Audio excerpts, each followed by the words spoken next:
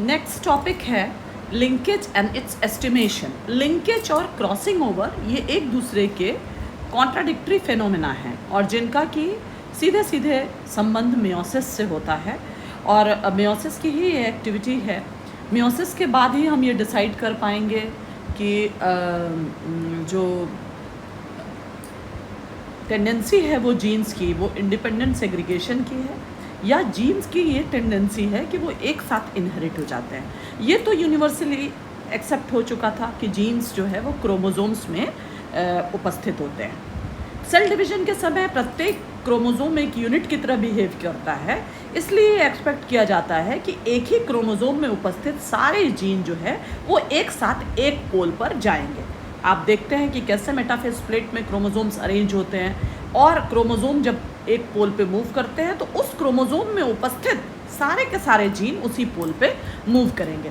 तो इस वजह से क्या होता है कि सारे जीन्स जो है जब जो एक क्रोमोसोम में एक यूनिट की तरह जब क्रोमोसोम बिहेव करता है तो उसके साथ वो जब एक पोल पे जाते हैं तो they fail to show independent segregation. वो इंडिपेंडेंट सेग्रीगेशन नहीं कर पाते हैं और उनकी ये टेंडेंसी होती है कि वो एक साथ इनहेरिट हो जाए।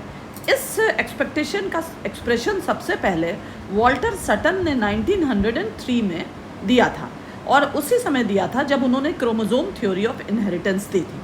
उन्होंने ये कहा था कि एक सिग्निफिकेंट डेविएशन होता है इंडिपेंडेंट सेग्रीगेशन से ड्यू टू दिस लिंकेज। फिर जो कंसेप्ट था लिंकेज का बैटसन एंड पनेट ने बाद में उसमें और भी कोई नए टर्म्स दिए, पर the concept of linkage was originated when Morgan demonstrated in 1910 that the white eye gene of Drosophila is located in the X chromosome। मतलब मॉर्गन ने सबसे पहले 1910 में ड्रोसोफिला के केस में लिंकेज देखा था कि वाइट आई का जो जीन था, ड्रोसोफिला का जो आई का कलर था वो सफ़ेद था, वो जो था वो एक्स क्रोमोसोम में प्रेजेंट था। जैसा कि एक्स क्रोमोसोम में प्रेजेंट होने की वजह से, चूँकि एक्स क्रोमोसोम सेक्स क्रोमोसोम होता है इसलिए इसको सेक्स लिंकेज कहा गया। उसके बाद उन्होंने कई मतलब उनके पब्लिकेशंस आए और कंक्लूजन्स हुए। बैटसन एंड पनेट ने फिर दो टर्म नई इंट्रोड्यूस की, कपलिंग फेस और रिपल्शन फेस। तो जो ऑब्जेक्टिव क्वेश्चन में हमेशा दिया जाता है तो concept of linkage was originated from the Morgan but the term coupling phase and repulsion face was given by Bateson and Punnett.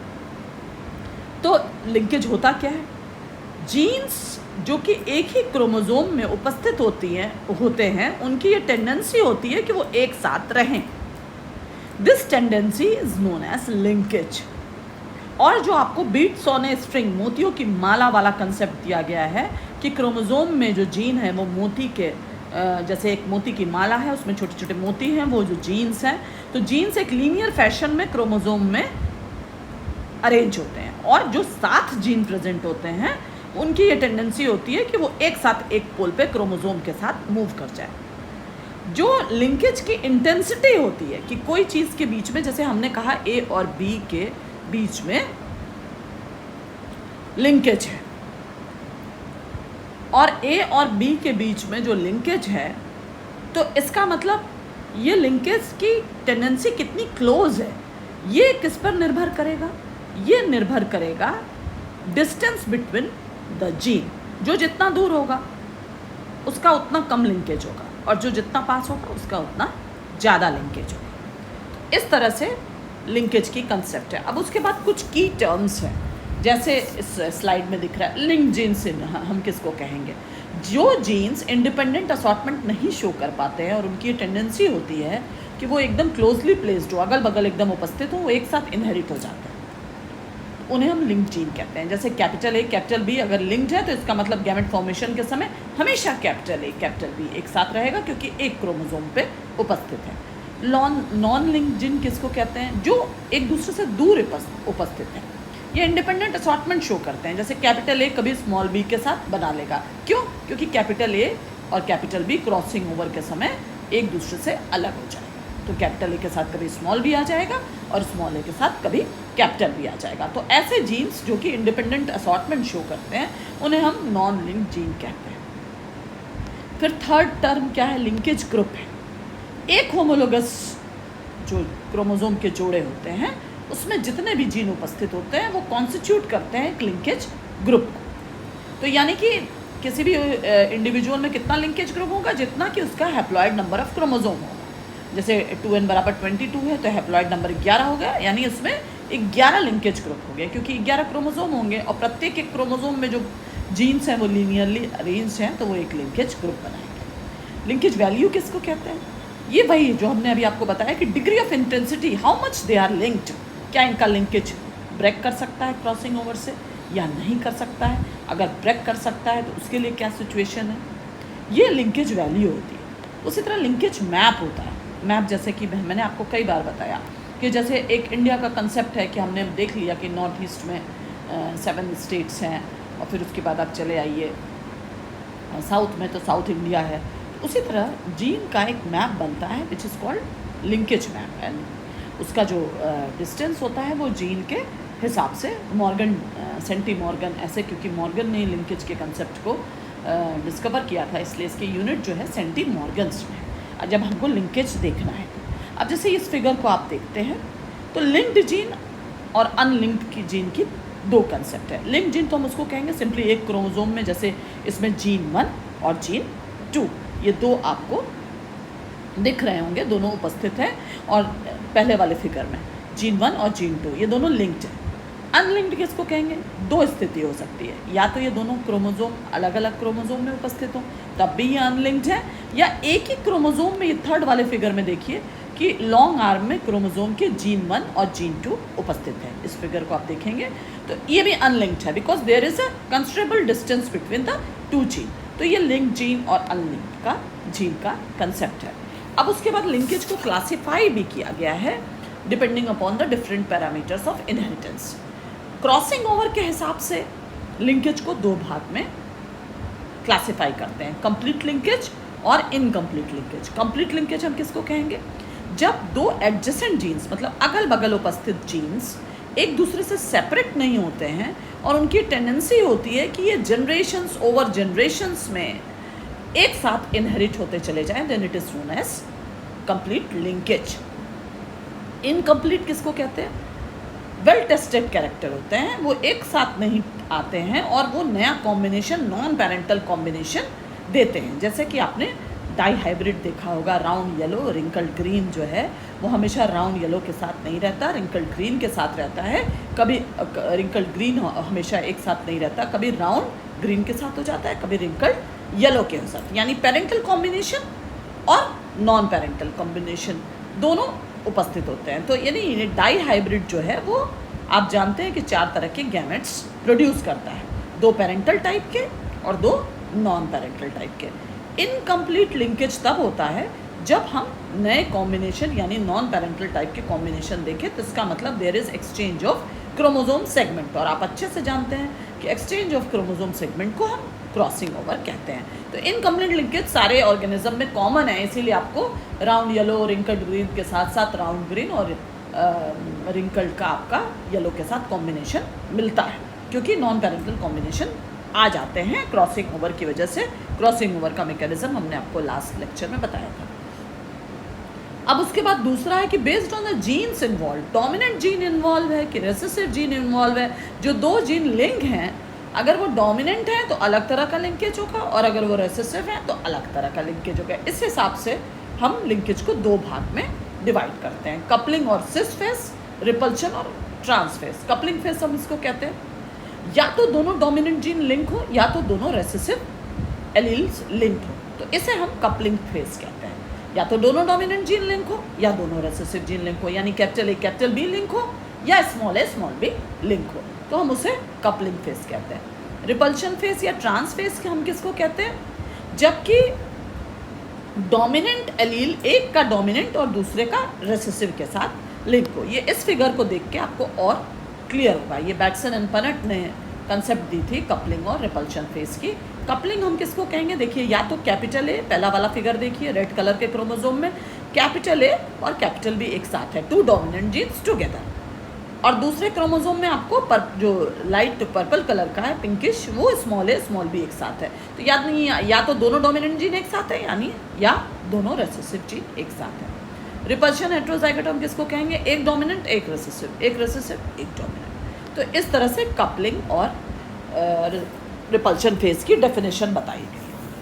अब बैटसन और पनेट ने लिंकेज की एग्जाम्पल, पूरे लिंकेज के फिनोमेना को उन्होंने एक्सप्लेन किया। उन्होंने क्या किया? उनका एक एक्सपेरिमेंट था जिसमें उन्होंने एक पी प्लांट को जिसमें दोनों डोमिनेंट कैरेक्टर मौजूद थे, और वो कौन से दो डोमिनेंट कैरेक्टर थे?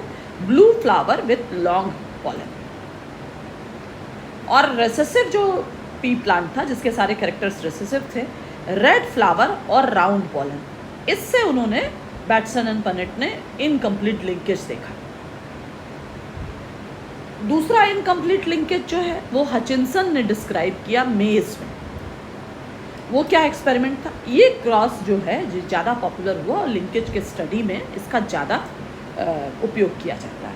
एक क्रॉस बनाया गया मेज प्लांट में। कौन से दो मेज प्लांट थे? क्रॉस जब भी बनेगा दो प्लांट के बीच में बनेगा। एक का कैरेक्टर था कलर्ड और फुल सीड, दूसरे का था कलरलेस और श्रंकन। श्रंकन मतलब सिकड़ा हुआ, यानी एक का कैरेक्टर कलर्ड और फुल सीड था, और दूसरा जो मेज प्लांट था उसका जो था कैरेक्टर कलरलेस और श्रंकन था। कलर्ड और फुल जो था वो डोमिनेंट था किसके ऊपर? कलरलेस और श्रंकन के ऊपर। उसके बाद जब F1 बन गया तो F1 बनने के बाद टेस्ट क्रॉस बनाया गया। टेस्ट क्रॉस का रेशियो हमेशा 1:1:1:1 होता है। टेस्ट क्रॉस किसके बीच में से होता है, किससे होता है? F1 का हमेशा रेसेसिव पेरेंट से जब क्रॉस किया जाता है तो उसे हम टेस्ट क्रॉस कहते हैं। यानी रेसेसिव प्लांट जो है उसका जीनोटाइप क्या होगा? कलरलेस एंड श्रंकन, जैसा कि स्लाइड में दिख रहा है। हाइब्रिड जो है वो हेट्रोजाइगस डोमिनेंट होगा। डोमिनेंट तो होगा पर उसके साथ साथ हेट्रोजाइगस होगा। और वो क्या देखते हैं कि 4 डिफरेंट टाइप के कॉम्बिनेशन उनको मिले। कलर्ड फुल, कलरलेस श्रंकन, ये पहले वाले जो दो हैं कलर्ड फुल और कलरलेस श्रंकन, ये दोनों पेरेंट में मौजूद हैं। यानी इन दोनों को नॉन पेरेंटल कॉम्बिनेशन कह सकते हैं, फर्स्ट और सेकंड को। थर्ड वाला क्या था? कलर्ड एंड श्रंकन था, कलरलेस और फुल का था, यानी नॉन पेरेंटल कॉम्बिनेशन आ गया। जैसा कि आपने मेंडल के जो लॉ ऑफ इंडिपेंडेंट असॉर्टमेंट में डाई हाइब्रिड आप पढ़ रहे थे तो इसी तरह का दिखता है। तो इन्होंने कुछ अलग देखा। इन्होंने क्या अलग देखा? ये देखते हैं कि जो पेरेंटल कॉम्बिनेशन है वो लगभग 96.4% है, और जो नए कॉम्बिनेशन है आखिरी के दो वाले वो लगभग 3.6% है, जबकि होना चाहिए सबको बराबर। रेसेसिव होमोजाइगस पेरेंट से क्रॉस करने पे 1:1:1:1 का रेशियो आता है। तो ये क्या शो किया इस एक्सपेरिमेंट पे कि पेरेंटल कैरेक्टर एक क्रोमोसोम पे उपस्थित है और दे आर लिंक्ड, वो एक दूसरे से जुड़े हुए हैं और उनकी टेंडेंसी है कि वो एक साथ इनहेरिट हो, जो कि इस पिक्चर से आपको और क्लियर होगा। कलर्ड फुल सीड का पेरेंट दो तरह के बने हुए हैं। पेरेंट पी में कलर्ड फुल है जिसका कि क्रॉस किया गया कलरलेस श्रंकन सीड से। गैमेट बना तो कैपिटल C कैपिटल F पीले वाले क्रोमोसोम पे आ गया, सफ़ेद वाले पे स्मॉल c और स्मॉल f आया। तो F1 का genotype capital C small c capital F small f है जीनोटाइप, पर इसका फिनोटाइप कलर्ड और फुल है क्योंकि डोमिनेंट है ये येलो वाला। जब F1 हाइब्रिड का, अब नेक्स्ट लाइन में देखिए टेस्ट क्रॉस लिखा हुआ है थर्ड लाइन में, F1 जनरेशन टेस्ट क्रॉस।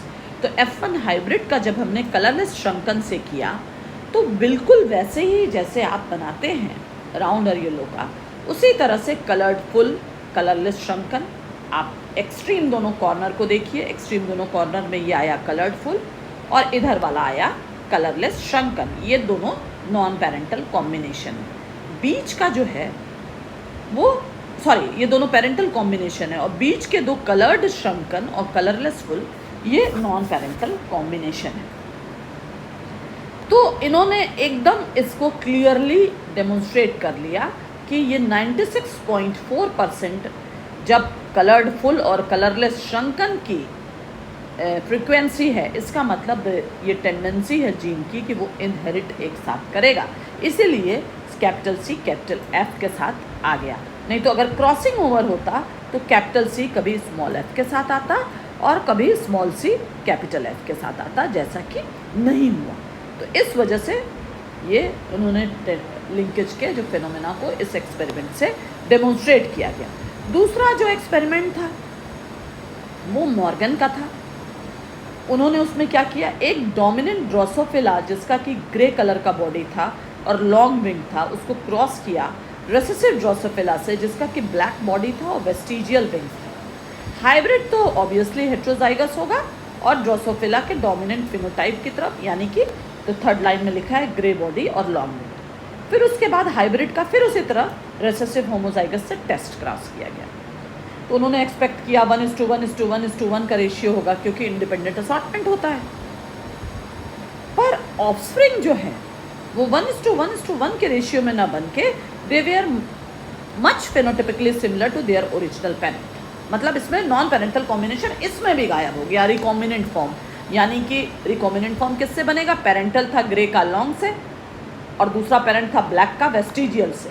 तो ये सोच रहे थे कि क्या तो ग्रे का वेस्टिजियल के साथ बन सकता है या लॉन्ग का ब्लैक के साथ बन सकता है, पर ये दोनों रिकॉम्बिनेंट फॉर्म नहीं बने। इसका मतलब ये हो गया इस रिजल्ट से कि ये दो क्लोजली प्लेस्ड जीन्स हैं जिनकी टेंडेंसी है कि वो लिंक टुगेदर होंगे, उनके बीच में क्रॉसिंग ओवर नहीं होगा। यानी ग्रे बॉडी और लॉन्ग विंग कैरेक्टर, ये दोनों के कंट्रोल करने वाले जो जीन्स हैं, they have the tendency to stay together during the pattern of inheritance generations over generation, and this clearly shows there is a linkage between the gene controlling the gray body and the gene controlling the long wing।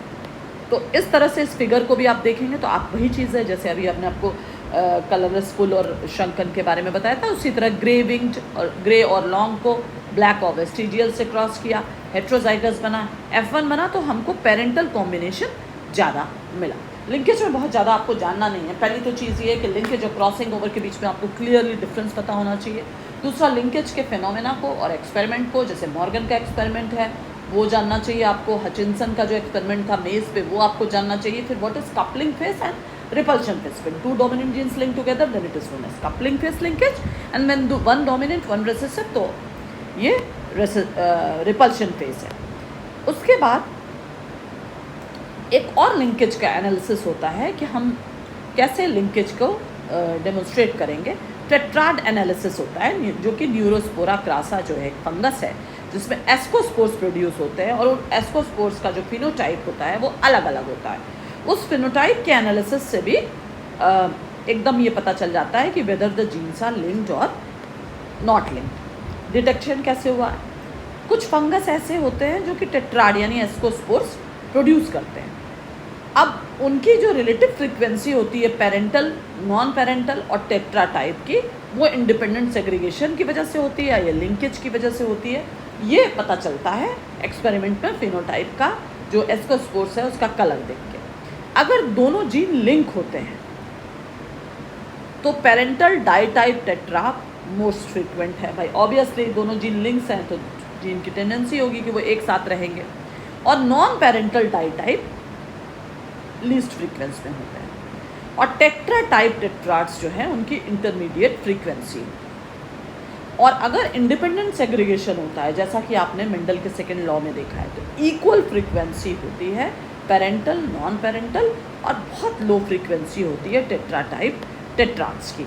और ये एक figure, एक diagram मिला था जिसमें हमने आपको crossing over जब होता है तो कैसे जीन, इस क्लियर को अगर आप, इस फिगर को अगर आप कायदे से समझ लेंगे तो आपको पूरा का पूरा लिंकेज और पूरा का पूरा क्रॉसिंग ओवर समझ में आ जाएगा। यहाँ पे देखिए फर्स्ट फिगर को अगर आप इनलार्ज करते हैं तो फर्स्ट फिगर को सिर्फ आप देखिए।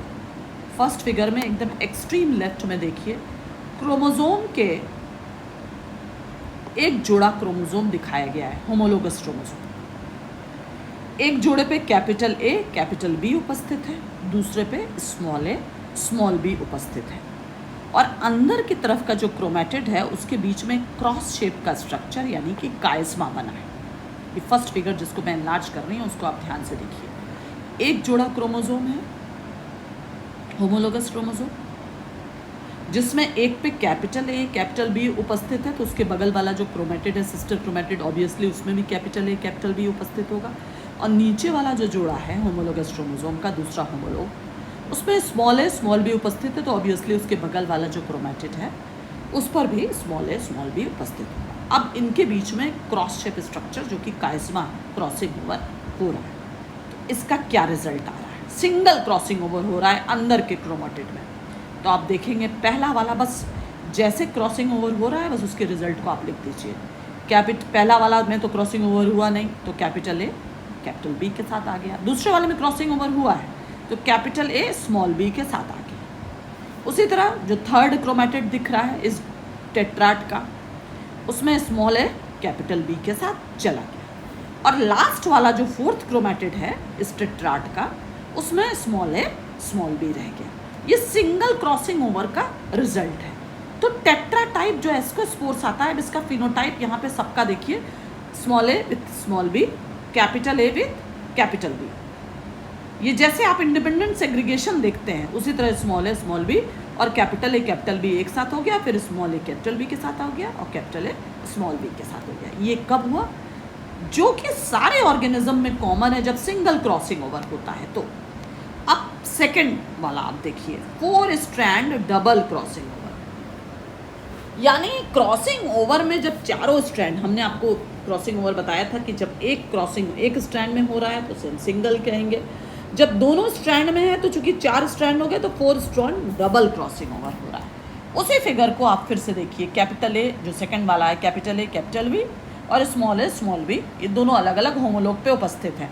और आप देखिए कि बीच में 2 क्रॉस शेप का स्ट्रक्चर बन रहा है और दोनों क्रॉस शेप का स्ट्रक्चर एक सबसे किनारे वाले क्रोमैटिड का बन रहा है और फिर उसके बाद बीच वाले क्रोमैटिड का भी बन रहा है, यानी 2 क्रॉस ओवर बन रहा है। इस तरह का 4 स्ट्रैंड जब क्रॉसिंग ओवर होता है तो उसका क्या रिजल्ट होता है?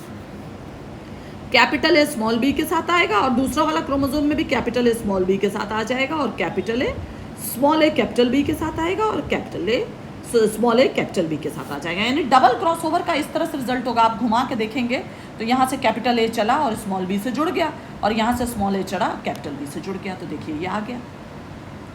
तो इसमें क्या होगा कि चारों स्ट्रैंड में आपको non parental gene, recombinant type के जीन मिल जाएंगे, यानी capital A with small b, small a with capital B, जो कि पेरेंट में मौजूद नहीं है। पेरेंट आपका कैसा था?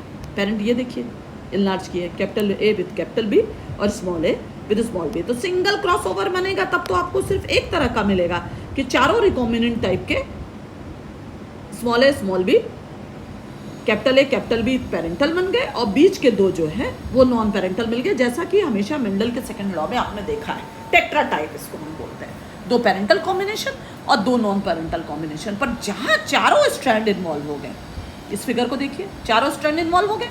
चारों स्ट्रैंड होने का मतलब कि चारों में आपको रिकॉम्बिनेंट टाइप का मिलेगा, capital A small b capital A small b small a capital B small a capital B.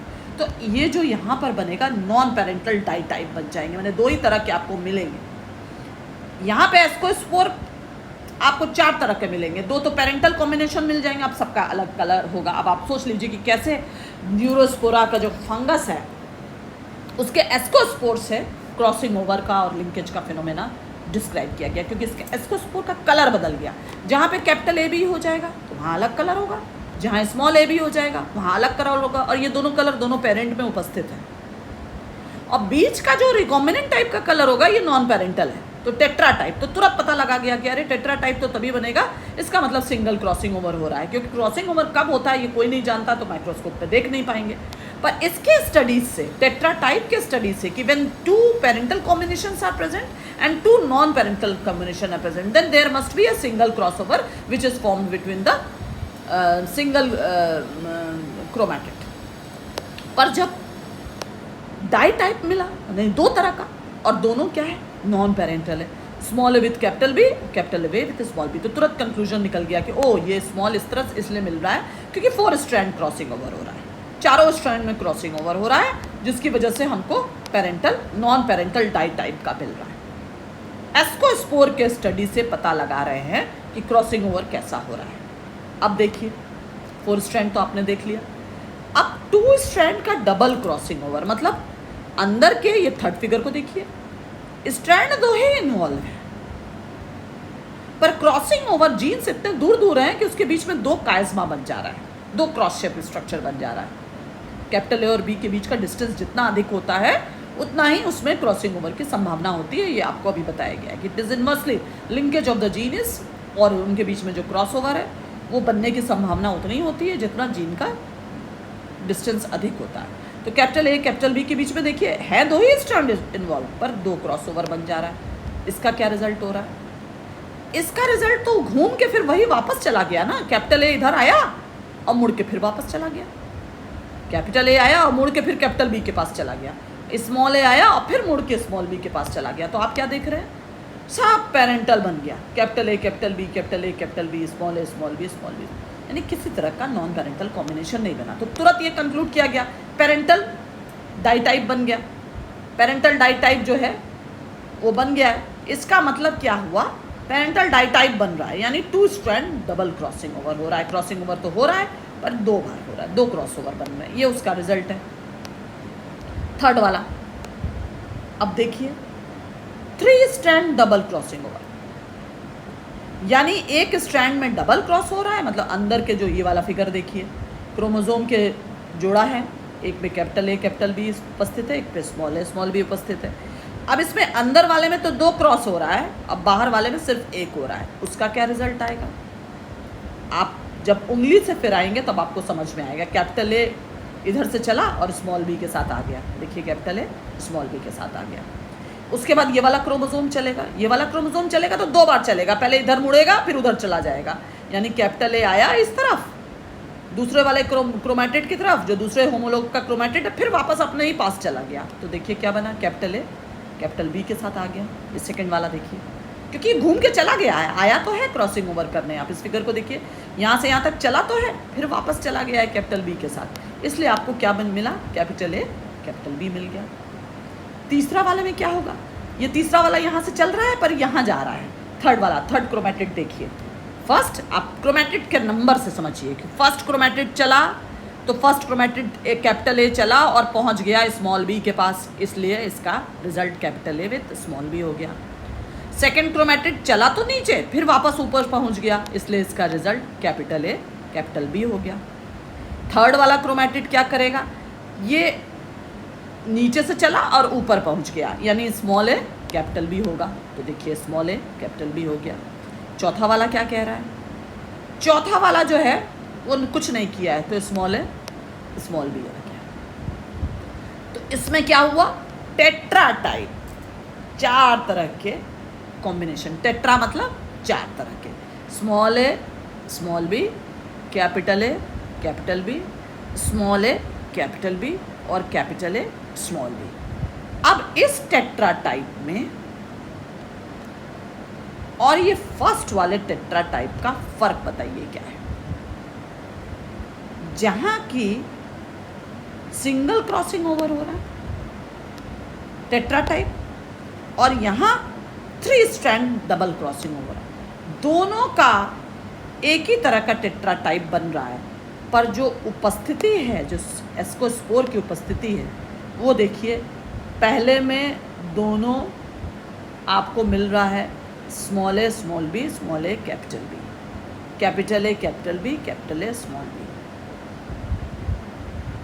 इसका सीक्वेंस आप देखिए, पहला पेरेंटल, दूसरा नॉन पेरेंटल, पहला तीसरा फिर पेरेंटल और चौथा फिर नॉन पेरेंटल। ये देखिए, ये देखिए, पहला फर्स्ट वाला पेरेंटल स्मॉल जीन के साथ, दूसरा वाला नॉन पेरेंटल रिकॉम्बिनेंट, तीसरा वाला पेरेंटल डोमिनेंट जीन और चौथा वाला नॉन पेरेंटल। इसमें क्या है?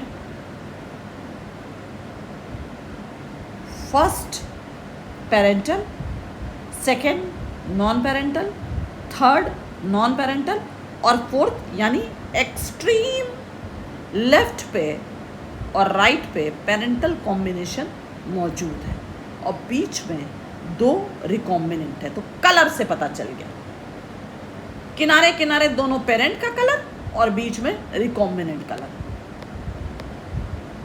यहाँ जो टेट्रा टाइप बना है इसमें कैसा है?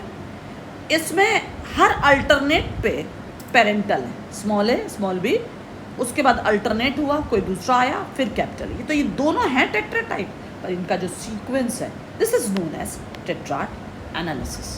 तो इस तरह से टेट्राड एनालिसिस करके अब आप इसको पढ़ेंगे तो अब आपको समझ में आएगा कि अगर दो जीन लिंक हैं तो parental ditype tetrad will be most frequent, non parental ditype will be the least frequent. तो इस तरह से जो आपका न्यूरोस्पोरा का स्टडी था, और ये हमेशा समझ लीजिए कि जितने भी आपके एक्सपेरिमेंट हुए हैं लिंकेज के, और फिर उसके बाद इसका जो स्टर्न ने एक्सपेरिमेंट किया था क्रॉसिंग ओवर में 4 स्ट्रैंड का, फिर उसके बाद बहुत सारा मतलब एक्सपेरिमेंट्स हुआ है, पर जो सबसे ज़्यादा टेट्राड एनालिसिस जो है वो उसका ज़्यादा सिग्निफिकेंस है, क्योंकि उसमें जो सीधे एस्कस का जो कलर है, जो एस्कस का कलर है उससे पूरा जीन का कि क्रॉसिंग ओवर जो है वो 4 स्ट्रैंड का है कि 2 स्ट्रैंड का है। अगर 2 स्ट्रैंड का है तो एक बार क्रॉसिंग ओवर हो रहा है या 2 बार क्रॉसिंग ओवर हो रहा है। तो ये मोस्टली स्टडीज़ जो है वो फंगस का क्या होता है कि फंगस पे क्यों स्टडी किया गया, ये क्वेश्चन हमेशा पूछा जाता है कि ये न्यूरोस पर मतलब रिकॉम्बिनेशन का जो स्टडी है वो फंगस पर क्यों किया जाता है। जनरली क्या होता है, फंगस जो है वो हैप्लॉइड है, तो फंगस हैप्लॉइड होते हैं, तो यानी n नंबर ऑफ क्रोमोसोम्स होते हैं, तो प्रोडक्ट का जो उनका मियोसिस का जो प्रोडक्ट होता है वो जाइगोट में डायरेक्टली एनालिसिस के लिए किए मतलब यूज़ किया जा सकता है, क्योंकि हैप्लॉइड हैं तो उनके ऊपर कोई डोमिनेंट और रेसेसिवनेस तो चली नहीं होगी। तो there is no need for the test cross. जैसा कि डिप्लॉयड ऑर्गेनिज्म में हमेशा आपको टेस्ट क्रॉस करना है जीनोटाइप का पता लगाने के लिए, पर फंगस चूँकि हैप्लॉइड है तो स्पोर जो है वो डिफरेंट मियोटिक इवेंट्स जो हैं वो सेपरेट मेम्ब्रेन से अलग अलग कलर के मेम्ब्रेन से वो इनक्लोज होते हैं। जैसे एस्कस है न्यूरोस्पोरा में, ये स्ट्रक्चर जो होते हैं इनको टेट्राड कहते हैं। तो मतलब एक टेट्राड में 4 हैप्लॉइड सेल होती हैं जो कि एक मियोटिक डिवीजन का रिजल्ट होती है। तो न्यूरोस्पोरा में क्या होता है कि डिफरेंट डिवीजन जो होते हैं स्पोर फॉर्मेशन के समय वो एक प्रिसाइज सीक्वेंस में होते हैं, इसलिए इनको ऑर्डर्ड टेट्राड कहते हैं। हाँ, इनका नाम ही है न्यूरोस्पोरा में ऑर्डर्ड टेट्राड। और इससे क्या होता है कि हम रिकॉम्बिनेशन फ्रीक्वेंसी जो है वो आराम से निकाल सकते हैं। तो टेट्राड एनालिसिस किसको कहते हैं, the detection of linkage. Tetrad analysis हमेशा, व्हाट इज टेट्राड एनालिसिस, ये हमेशा लिंकेज के डिटेक्शन के लिए कि लिंकेज प्रेजेंट है कि नहीं है, इसके डिटेक्शन के लिए हम टेट्राड एनालिसिस का यूज़ करते हैं। In fungus the detection of linkage and the estimation of recombination frequency between the gene is based on the classification of a large number of tetrad produced by the appropriate heterozygote into different classes. This is known as tetrad analysis. Suppose कि strain है उसका एक कोई strain है जिसका genotype या तो capital A capital B है या स्मॉल बी है, और इसको हमने क्रॉस कर दिया, तो आपस में क्रॉस कर दिया तो हमको एक जाइगट मिलेगा capital A capital B small b. और जो दो जीन्स हैं वो कैपिटल ए स्मॉल है कैपिटल बी स्मॉल बी है, वो सेग्रीगेट करेंगे इंडिपेंडेंटली। तो बहुत सारे जाइगट ऐसे होंगे कि chromosome carrying gene capital A capital B एक साथ एक पोल पे चले जाते हैं, और chromosome carrying small a small b gene एक पोल पे चले जाते हैं। तो इसकी वजह से क्या होता है कि ये सारे जाइगट जो है वो टेट्राड देते हैं जिसमें 2 कैपिटल ए भी होता है और 2 स्मॉल ए भी होता है। Such tetrads are known as parental ditype. क्योंकि आप ये सोच रहे होंगे कि व्हाट इज पेरेंटल डाइटाइप, ऐसे पेरेंटल डाइटाइप हम जिसको कहते हैं जिसमें कैपिटल ए कैपिटल बी एक पोल पे चला गया, स्मॉल ए स्मॉल बी एक पोल पे चला गया। तो इस तरह से ये पेरेंटल डाइटाइप का प्रोडक्शन होता है। तो हम इस टेट्राड एनालिसिस से हम लिंकेज का पता लगाते हैं। तो आपके कोर्स में जितना लिमिटेड, अगर अब इसको एडवांस करेंगे recombination in fungus and bacteria तो बहुत एडवांस चला जाएगा, पर जितना आपको आपके कोर्स में जितने रिक्वायरमेंट है कि आप लिंकेज के बारे में कि लिंकेज का फिनोमेना किसने डिस्कवर किया, कौन सा एक्सपेरिमेंट है, ड्रोसोफिला पे ग्रे विंग्ड है और लॉन्ग है, ग्रे बॉडी और लॉन्ग विंग पे किया गया, या हचिनसन ने मेज पे कलर्ड और फुल सीड पे और कलरलेस और श्रंकन पे किया गया, ये जानिए। कपलिंग फेस क्या है, रिपल्शन फेस क्या है, ये आप जानिए। और टेट्राड एनालिसिस किस तरह से 4 स्ट्रैंड और क्रॉसिंग ओवर और डबल स्ट्रैंड क्रॉसिंग ओवर या सिंगल पता लगाया जाता है, ये जानने के लिए बस इतना ही आपके कोर्स में। This much is enough for the topic linkage and its estimation. Now linkage and its estimation topic is over.